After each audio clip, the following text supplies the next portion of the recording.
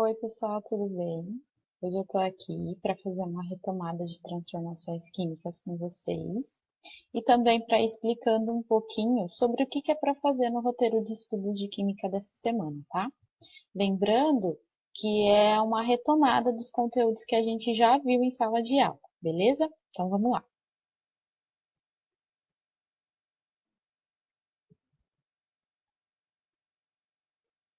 Então, para começar, a gente vai definir novamente o conceito de transformações, né? Então, vocês podem acompanhar aqui que eu fiz para vocês um esqueminha, certo? É bem próximo daquele que a gente fez lá no caderno, né? Então, na primeira aula, a gente estudou sobre o conceito de transformações. Então, nós vimos que podemos ter dois tipos de transformações: as transformações químicas e as transformações físicas, né? Qual é a diferença entre elas? Vocês se lembram? A diferença entre elas está na mudança de composição, certo? Então, uma transformação química é aquela que muda a composição da matéria, certo? E a física é aquela que não muda a composição. Então, nós falamos de vários exemplos nas aulas, né? Então, um exemplo de transformação química qual é? Que a gente falou bastante, é fazer um bolo, é a queima de algum material. Porque se você tem um material no início e depois no final você tem um material diferente.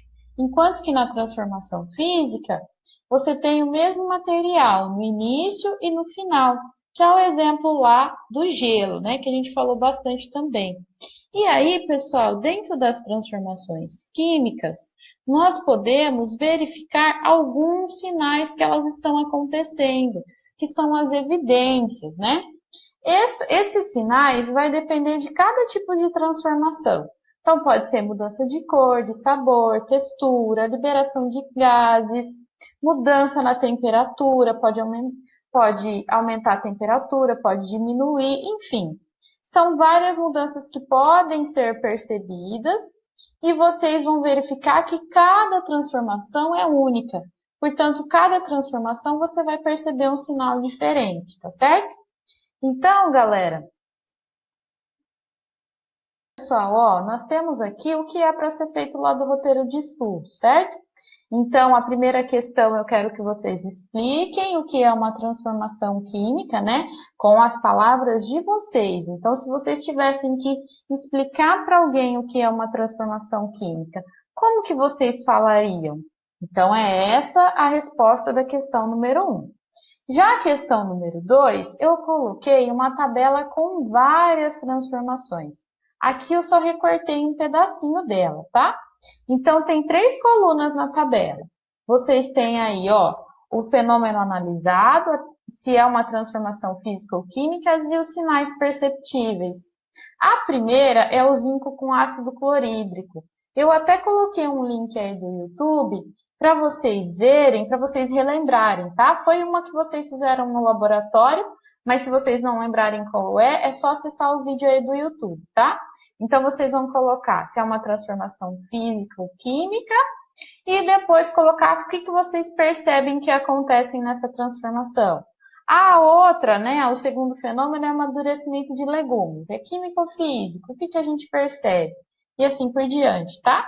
Tem vários exemplos no caderno, então é só vocês voltarem um pouquinho nas nossas aulas que vocês vão conseguir fazer com certeza, tá bom?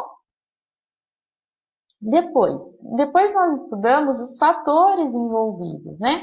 Então, dentro das transformações químicas, nós podemos ter 3 fatores, que são os fatores tempo, energia e reversibilidade. Então, o que é isso? Dentro do fator tempo, nós podemos ter as transformações instantâneas e as transformações não instantâneas.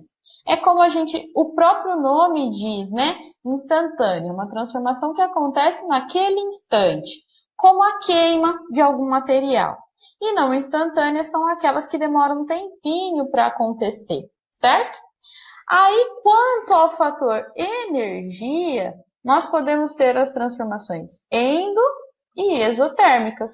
Qual é a diferença entre elas? É só vocês lembrarem, né? O que significa endo? Significa que a transformação ela está absorvendo energia, enquanto as transformações exo são aquelas que liberam energia, certo? E quanto ao fator reversibilidade, nós podemos ter as transformações reversíveis ou irreversíveis. Reversibilidade, pessoal, está atrelado ao quanto você pode voltar no estado inicial. Então, se eu puder voltar no estado inicial, é uma transformação reversível. Se eu não consigo voltar mais ao estado inicial, é uma transformação irreversível, tá bom? Aí, pessoal, ó, então, galera, no exercício 3, eu só quero que vocês me dêem um exemplo de cada uma dessas transformações aqui, tá? Tem várias também no caderno. Então, o que poderia ser uma transformação endotérmica? Escreve aqui na frente, dá um exemplo. Uma transformação exotérmica? Escreve aqui na frente, dá um exemplo. E assim por diante, tá? Então, vai colocar um exemplo de cada transformação que está escrita ali. Um de endo, um de exo, um de instantânea, não instantânea, e assim sucessivamente, beleza? O último exercício está falando sobre linguagem química, que são as reações químicas, né? Então, é como que a gente representa uma reação química. Então, aqui, pessoal, ó, eu coloquei para vocês como que a gente representa. Então, numa transformação, ela não está mudando o estado da substância? Então, eu tenho um estado inicial e um estado final da reação acontecendo. E entre os estados final e inicial, vai acontecer o quê? Uma mudança. E essa mudança é a transformação química, certo? Então, todas as substâncias que eu tiver no estado inicial, elas são chamadas de reagentes. Enquanto as substâncias que eu tenho no estado final, ou seja, o que eu formei depois, são os produtos. E como também a gente falou na sala de aula, a seta vai indicar a mudança, a seta indica a transformação química, beleza? Agora aqui, pessoal, tem um exemplo para vocês, tá? Então, o primeiro exemplo aqui é a combustão do etanol.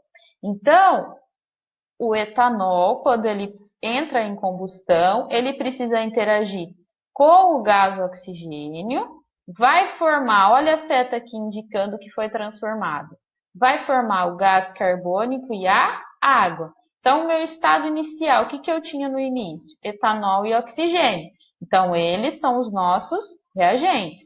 Gás carbônico e água é o meu estado final, o que eu formei depois. Então, são os produtos. Uma outra transformação aqui como exemplo é uma reação entre ferro e enxofre. Então, o enxofre mais o ferro é o que eu tenho no início, então são os nossos reagentes. O sulfeto ferroso é o que eu tenho no final, que é o meu produto, tá certo? E aqui eu coloquei um exemplo, esse exemplo foi um que vocês fizeram naquela atividade avaliativa que a gente fez em sala de aula, né? Um dos ingredientes dos refrigerantes é o gás carbônico, CO2, que é responsável pelo sabor característico dessas bebidas. Esse gás, em contato com a água, H2O, produz o ácido carbônico, que é H2CO3, substância responsável pela acidez presente nessas bebidas, o que pode acarretar azia em pessoas que apresentam algum problema estomacal. Então, galera, o principal aqui para resolver esse tipo de exercício é o que? É a interpretação, né? Então, do que ele está me falando? Ele está me falando que o gás carbônico está lá no refrigerante, e aí ele fala aqui assim, ó, esse gás em contato com a água. Então, ó, é o gás carbônico em contato com a água produz. Então, eu produzi o ácido carbônico. Se eu produzir, é o que eu tenho no final, tá? Então, por isso, galera, que a reação química, ela vai ser representada dessa maneira aqui, ó. Gás carbônico, que ele falou para mim que é o CO2, vocês não precisavam saber, tá? Se o exercício te der só o nome, vocês vão fazer só com o nome da substância. Então, o gás carbônico, que é o CO2, mais a água, produz gás carbônico. Então, o que eu tinha no início são esses dois, e eu produzi o ácido carbônico. Se eu produzi, o que que teve aqui no meio? Uma transformação. E é por isso, então, que a gente vai utilizar a seta para indicar essa mudança.